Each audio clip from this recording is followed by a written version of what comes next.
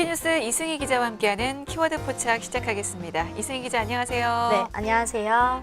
키워드 포착의 이승희 기자입니다. 네, 오늘은 어떤 내용 풀어볼까요? 오늘 주제도 좀 낯설게 느껴지실 수 있는데요. 바로 양자암호통신입니다. 양자암호통신? 그게 뭐야? 라고 생각하시는 분들도 있겠지만 이 양자암호통신은 5G 시대의 정보 보안을 위한 필수적인 기술로 각광받고 있습니다. 그래서 오늘은 양자암호통신이란 어떤 기술이고 왜 필요한지 또 어디까지 개발이 되었는지 살펴보겠습니다. 네. 3G 시대를 넘어서 4G에 익숙해진 사이에 어느덧 5G 시대가 눈앞으로 다가왔습니다. 5G 시대를 맞아서 필수 기술이라고 하니까 어떤 내용인지 좀 살펴보고 가도록 할게요. 자, 먼저 용어부터 좀 볼게요. 양자암호통신, 이게 어떤 기술입니까? 네, 양자암호통신이란 분자보다 더 작은 단위인 양자의 복제 불가능한 특성을 이용한 암호화 기술입니다. 한마디로 양자를 활용한 암호화 기술인 건데요. 이 양자라는 개념은 에너지의 최소 단위를 말합니다. 양자는 복제가 불가능하고요. 그 특성을 이용한 기술인 거죠. 제3자가 중간에서 통신 정보를 가로채려고 시도할 때 송신자와 수신자는 이를 쉽게 알 수 있기 때문에 사실상 해킹이 불가능해집니다. 해킹이 불가능하다는 건 어쨌거나 좀 더 안전하게 통신을 주고받는다는 장점이 생기겠군요. 네, 그렇습니다. 해킹이 불가능한 암호키를 생성해 송신자와 수신자 양쪽에 나눠주는 건데요. 특히 양자 컴퓨터가 상용화될 경우 암호체계 해킹을 막기 위한 현실적인 대응 방안으로 주목받고 있습니다. 네, 그렇군요. 앞서서도 얘기를 드렸지만, 자, 4G 시대를 넘어서 5G 시대를 앞두고 있습니다. 자, 그렇다면 궁금한 게 4G에서 5G로 넘어갈 경우 이게 어떻게 달라지는 겁니까? 네, 이 기가헤르츠 이하의 주파수를 사용하는 4G와 달리 5G는 28GHz의 초고대역 주파수를 사용합니다.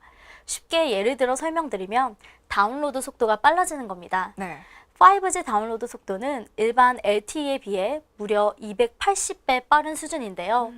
영화 1GB 한 편을 10초 안에 내려받을 수 있는 속도입니다. 또 전송 속도 못지않게 응답 속도도 빨라지는데요. 4G와 비교했을 경우 응답 속도는 약 10배 더 빨라진다고 합니다. 덕분에 많은 양의 데이터를 중앙 서버와 끊김없이 주고받아야 하는 자율주행차와 사물인터넷 분야에서 5G가 활발하게 도입될 것으로 보고 있습니다. 네.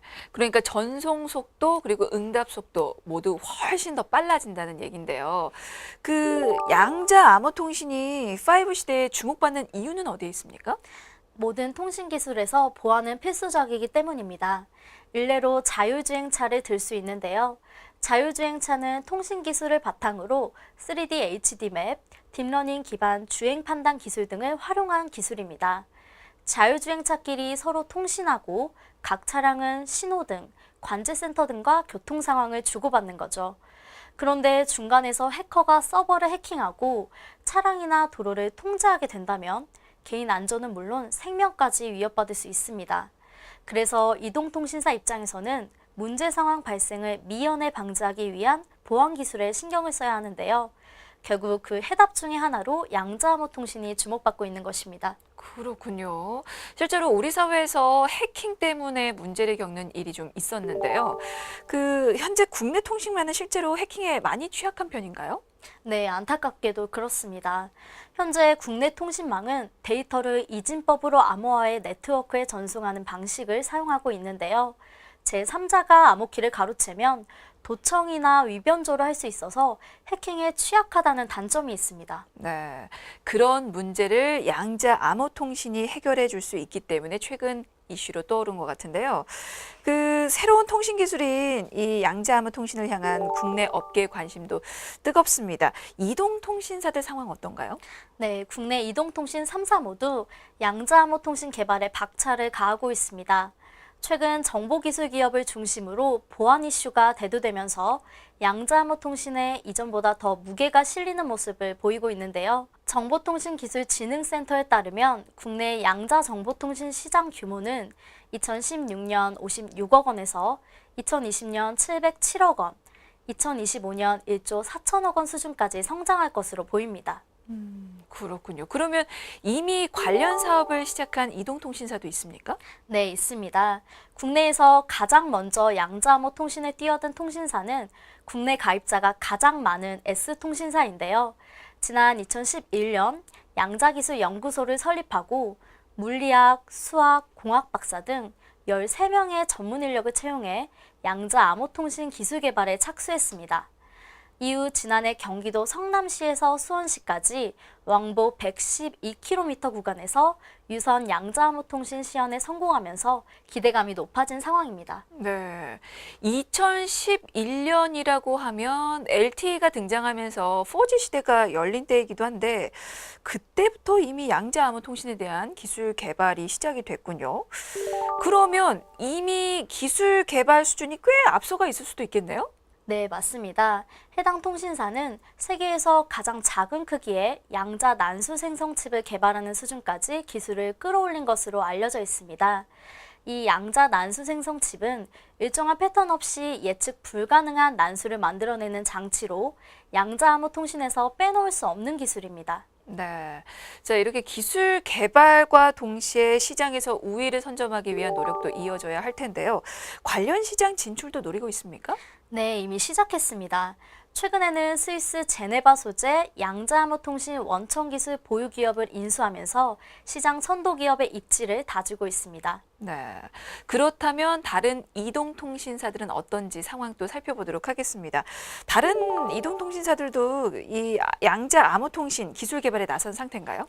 네, 시장 2위 사업자인 모 통신사는 최근 한국과학기술원과 공동으로 양자 암호통신 시험망 구축에 성공했습니다. 이 시험망은 상용 네트워크 환경에서 하나의 서버와 다수의 클라이언트가 동시에 양자암호 키를 주고받는 방식으로 구성됐는데요. 기존 방식과 달리 하나의 장비로 다수의 지점과 동시에 연결할 수 있어서 양자암호 통신망 구축 비용을 크게 줄일 수 있을 것으로 기대되고 있습니다. 그러니까 1대1이 아니라 하나의 서버로 다수의 고객이 이 양자암호 키를 주고받을 수 있는 기술 개발이 이루어지고 있군요. 네, 맞습니다. 그와 동시에 서울시 서초구 융합기술원에 기술개발 시험 공간을 구축했습니다. 네. 이후 46km 떨어진 곳과의 1대1 구조 양자암호 통신 시험망 운영에도 성공했다고 합니다. 또 기술 저변 확대를 위해서 관련 우수기업 및 연구소와 함께 양자암호 통신 에코 얼라이언스도 출범시켰습니다. 네.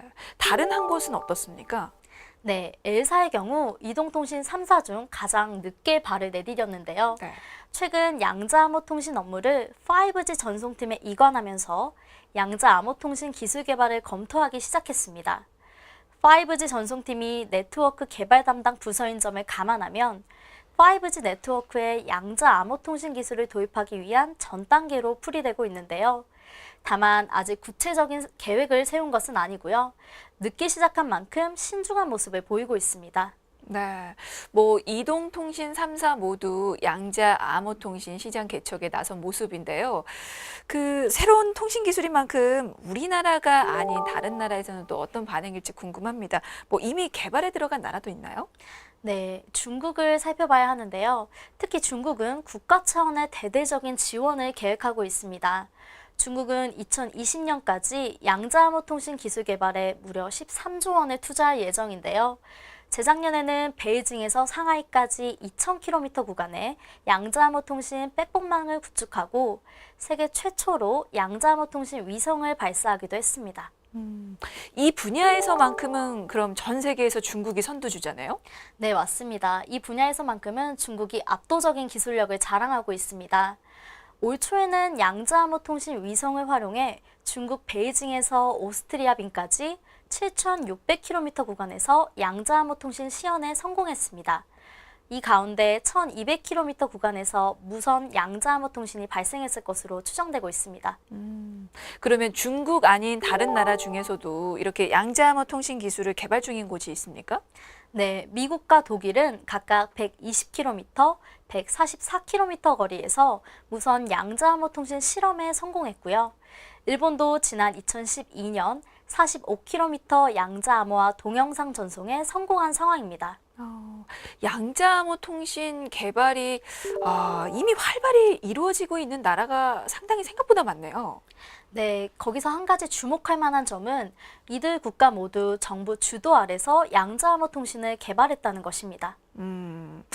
우리는 기업에서 자체적으로 개발에 나섰지만 이렇게 중국이나 미국 등 다른 나라에서는 정부 주도로 이렇게 사업이 이루어지고 있는데 우리나라는 관련 예산 확보가 안 되고 있나요?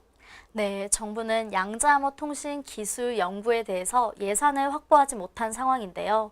지난 5월 31일 마감된 과학기술정보통신부 R&D 예비타당성 조사 접수에도 나서지 못했다고 합니다.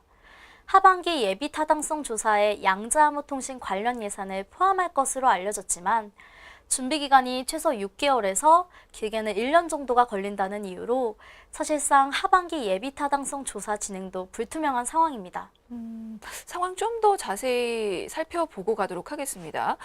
원래 과학기술정보통신부에서 이 양자암호 통신 개발 관련한 예산 확보를 위한 접수를 받기로 한 건가요?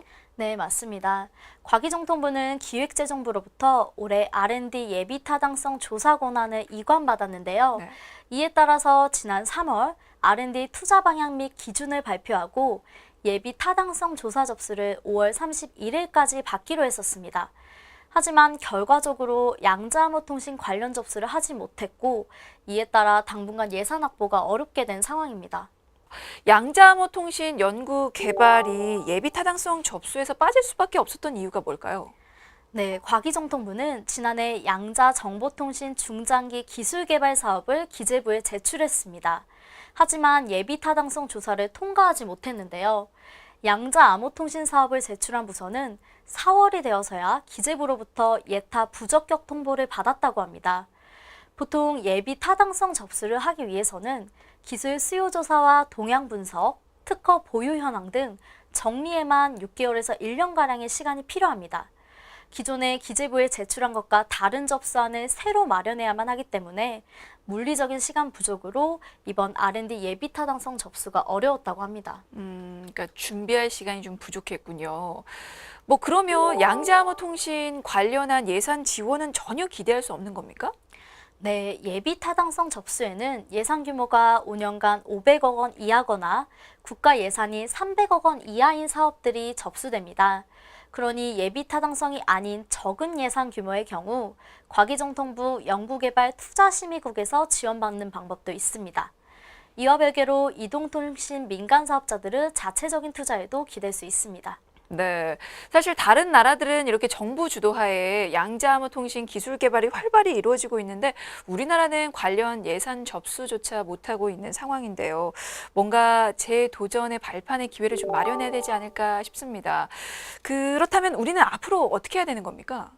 네, 업계는 양자암호 통신이 여러 기술 분야에 걸쳐 형성됐기 때문에 사업군을 보다 세부적으로 분산해야 한다고 주장했습니다. 이에 따라 현실 가능성을 높인 예산 확보가 이루어져야 한다는 겁니다. 사업군을 분산해서 따로 예산 확보를 해야 한다는 건데 양자암호 통신 분야가 어떻게 나뉩니까? 네, 양자암호 통신 분야는 크게 양자암호 통신 자체와 양자 컴퓨터, 양자 센서 등으로 구분합니다. 양자암호 통신의 경우 데이터는 그대로 전송하면서 암호키를 양자로 전달하는 방식의 상용화를 목전에 두고 있는데요. 정부 국책 사업으로 진행된 과제지만 S사는 내년, 카이스트는 올해 예산 지원이 종료될 예정입니다. 양자 컴퓨터는 어떻습니까? 네, 양자 컴퓨터는 슈퍼컴퓨터가 수백 년이나 걸릴 수 있는 패턴 분석을 단 몇 분 만에 끝낼 수 있을 정도로 고도화된 연산이 가능하다는 특징이 있습니다. 양자암호 통신이 자물쇠라면 양자 컴퓨터는 열쇠가 될 수 있어서 서로가 위협적이면서도 보안 관계를 가지고 있다고 볼 수 있고요. 그러니 이 분야는 따로 기술 개발을 위한 예산 지원이 꼭 필요한 상황입니다. 네. 그리고 양자 센서도 있었는데 이건 어떤 기술이죠? 네, 양자 센서는 민감도를 크게 높여서 작은 양자 하나만으로도 상황을 인지할 수 있는 기술입니다. 자율주행차 등 4차 산업혁명의 핵심으로 구분되고 있습니다. 자, 이렇게 분야가 나뉘는데 그러면 이게 한꺼번에 지원을 받지는 못하더라도 각각 따로 지원을 받을 수는 있는 건가요? 네, 그래서 과기정통부는 이 중에서 규모가 작은 예산의 사업군을 연구개발 투자 심의국을 통해 확보하는 방향을 고려하고 있는 것으로 알려졌습니다. 심의국에서 심사를 거쳐 확정되면 기재부에서 다시 다른 과제들과 함께 심사를 진행하게 되고요. 9월쯤 국회를 통과한다면 11월 기재부 예산안이 확정되고 이에 따라 과기정통부가 관련 사업에 예산을 편성할 수 있게 됩니다. 네, 뭐 양자암호 통신 기술 개발이 중요하다면 이렇게 사업군을 나눠서라도 예산 지원을 받는 게 필요해 보이는데 앞서서 접수를 하지 못한 예비 타당성 조사에 대해서는 재도전을 할 수 있는 겁니까? 네, 가능할 것 같습니다. 비교적 예산 규모가 큰 사업군의 경우 예비 타당성 조사에 재도전할 수 있습니다. 현장에서는 과기정통부 재도전에 대한 기대가 큰 상황이고요. 다만 그만큼의 준비 과정이 필요하기 때문에 무척 신중한 분위기입니다. 네, 알겠습니다. 자, 오늘 키워드 포착은 여기서 마무리 짓도록 하겠습니다. 지금까지 쿠키뉴스 이승희 기자였습니다. 고맙습니다. 네, 감사합니다.